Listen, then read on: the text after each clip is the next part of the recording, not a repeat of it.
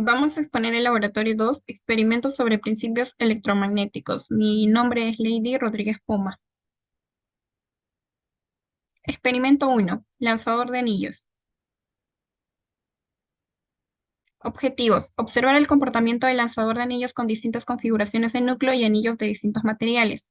Analizar el principio de funcionamiento del lanzador de anillos y usar la teoría del curso para explicar los resultados obtenidos. Los resultados del experimento: obtuvimos el aluminio con barra de hierro, que la distancia recorrida horizontal es mucho mayor, también la altura, que fue más liviano. El cobre es más pesado y recorre menos distancia que el aluminio. Aluminio partido. No se desplazó de la posición inicial, y el aluminio, la altura máxima es mucho menor al caso anterior. Explica el principio de funcionamiento del lanzador y la función que cumple la barra de hierro. El lanzador de anillos utiliza la introducción electromagnética. Al presionar el interruptor se genera corriente en la bobina interna, induciendo otra corriente en el anillo de aluminio y creando un campo magnético. La barra de hierro en el medio forma un circuito cerrado que mejora la eficiencia de la inducción electromagnética, mejorando la distancia y la altura alcanzada por el anillo. ¿Qué diferencia hubo al usar el anillo de cobre en comparación al anillo de aluminio? Explica este comportamiento. La diferencia entre el anillo de cobre y el aluminio se debe a la mayor conductividad del cobre. El cobre, al ser un mejor conductor eléctrico, genera una corriente más intensa e induce un campo magnético más fuerte. Este contrarresta eficazmente la gravedad, resultando en un desplazamiento menor del anillo de cobre en comparación con el de aluminio. ¿Cómo cambiarían los resultados con una bobina con un mayor número de vueltas? Aumenta la fuerza electromagnética aplicada al anillo, resultando en un mayor rendimiento del lanzador. Esto permitiría que los anillos se desplacen a mayores alturas y distancias. En resumen, un mayor número de vueltas optimizaría el rendimiento del lanzador. Por último, del experimento 1, la conclusión. El experimento demostró la aplicación de la inducción electromagnética. Las diferencias entre los anillos de aluminio y cobre resaltaron la importancia de las propiedades conductoras. La falta de desplazamiento del anillo de aluminio destacó la integridad estructural. Aumentar las vueltas de la bobina se vislumbra como una vía comprometedora para maximizar la eficiencia en futuras investigaciones. Mi nombre es Ronald García Huanca. Esta parte de hacer experimentos de inducción electromagnética en una bobina. Objetivos: generar la fe una corriente inducida en la bobina utilizando un imán. Utilizar la ley de Faraday para estimar el valor de la corriente inducida, comparar este valor con la corriente medida. Utilizar un programa de Python para aproximar la función de la corriente teórica. Según los resultados obtenidos en el experimento, hemos tenido el campo magnético máximo y mínimo en militeslas, la corriente máxima y mínima en amperes, el periodo en segundos, la resistencia, el número de vueltas, el radio y la bobina. En esta parte vemos la parte plateada, esa parte que está colgando es el imán, y estas partes de rojas, círculos, son las bobinas. A ver, ¿por qué al hacer girar el imán se produce una corriente? Explica en base teórica del curso. Al hacer girar un imán acerca de una bobina genera un flujo magnético variable en el tiempo que atraviesa las espiras de la bobina. Según la ley de Faraday, la variación del flujo magnético a lo largo del tiempo induce una FEM inducida en la bobina. En otras palabras, induce una corriente de la bobina debido al cambio del flujo magnético. Como podemos ver acá, la FEM inducida depende del número de vueltas y el flujo magnético. Y a la vez el flujo magnético depende del campo y del área. Como podemos ver en esta parte, el flujo magnético sería cambiante porque el campo sería cambiante, depende de qué va pasando. Como vemos, esta parte se está moviendo, entonces sería un flujo cambiante.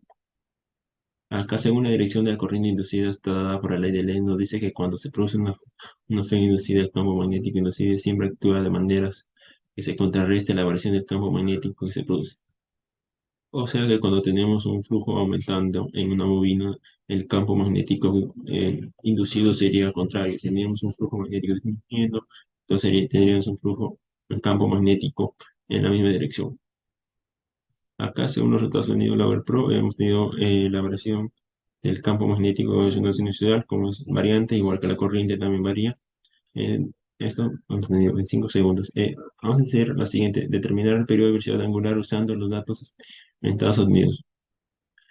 Según los datos obtenidos, tiene un intervalo de tiempo que vendemos acá es 0,79, y acá, según ese periodo, este tiempo, estima un periodo de 0,2 a 4, y para el velocidad angular sabemos que la angular sería 2pi entre el periodo. Reemplazando estos valores, obtenemos que el velocidad angular sería 30,799 rads por segundo.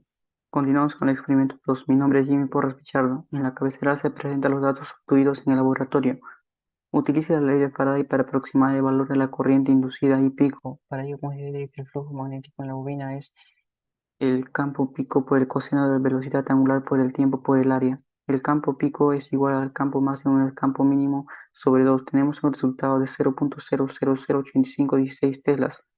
Y tenemos otras fórmulas como la fórmula Faraday y el flujo magnético. La derivada del flujo magnético con respecto al tiempo es igual a menos el campo pico por la velocidad angular por el seno de la velocidad angular por el tiempo por el área.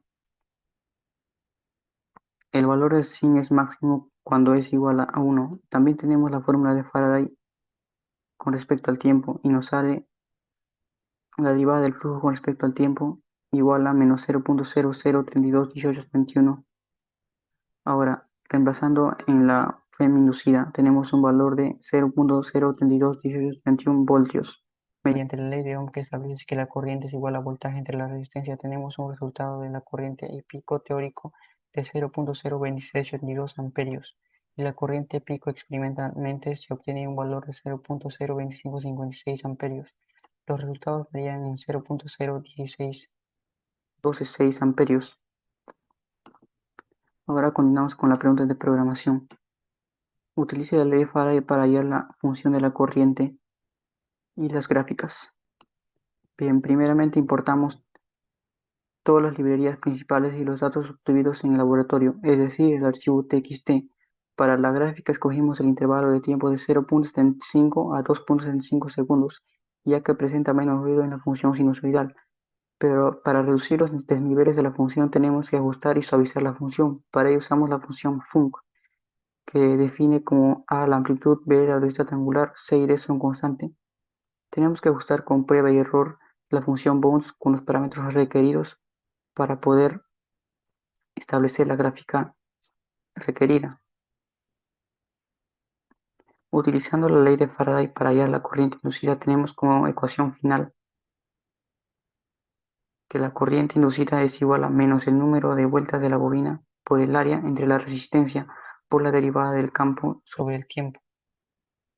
Como datos tenemos la resistencia es igual a 1.2 ohmios, el número de vueltas es 100, el radio es 0.0625 metros y definimos el área. De esta manera obtuvimos la gráfica siguiente que se aproxima bastante bien a la otra gráfica. Los resultados se logran visualizar. De esta manera se logra una aproximación más próxima a la función. Las incongruencias pueden deberse a que al momento de hacer el experimento la velocidad angular fue variable y otros factores que influyen. Como conclusiones, se identificó que a partir de los datos el flujo magnético es variable en el tiempo y se induce una corriente electromagnética en la bobina, una corriente eléctrica en la bobina. La ley de Faraday es fundamental para determinar la corriente inducida en la bobina. Al utilizar la relación en el flujo magnético cambiante y la corriente inducida, podemos utilizar la ley de Faraday para medir este fenómeno. Se logró visualizar las gráficas, además de identificar las variables en el programa de Python. Mi nombre es Gadiel Carranza y me tocó exponer el experimento 3 transformador. Objetivos: utilizar un transformador usando distintas combinaciones de bobinas y núcleos de distintas geometrías. Medir el voltaje de las bobinas primaria y secundaria y verificar la relación de la transformación del transformador eléctrico. ¿Qué es un transformador? Es un dispositivo que transfiere energía eléctrica mediante la inducción electromagnética. Estos son los datos obtenidos, son las distintas gráficas. ¿Con cuál configuración de núcleo se obtuvo mejores resultados? Con la configuración con el núcleo cerrado, lo cual se obtuvo un voltaje de salida más alto en comparación con las demás configuraciones. Además que esto significa que ofrece una mayor capacidad de concentración del campo magnético, permitiéndose menor pérdida de flujo, y lo cual lo hace más eficiente. Determine la relación de transformación usando los valores de voltaje RMS medidos y compara estos resultados con la relación de la transformación teórica. La relación de transformación teórica es el número de vueltas de la bobina primaria entre la secundaria, lo cual se obtuvo 1, y la relación experimental, que es voltaje entrada sobre voltaje salida, se obtuvo 1.102. Con esto se puede concluir que el núcleo cerrado ofrece una menor pérdida de energía, siendo esta pequeña diferencia, ¿no? La relación entre los voltajes RMS medidos y pico medidos se alinean con lo teórico. Eh, Esta es la relación RMS y voltaje pico, que es el voltaje pico sobre la raíz de 2, lo cual después de calcular los resultados, se obtuvo que exactamente no coinciden tan cercanos, pero esto pudo haber sido a las posibles fallas en el transformador o posibles fallas en la toma de datos.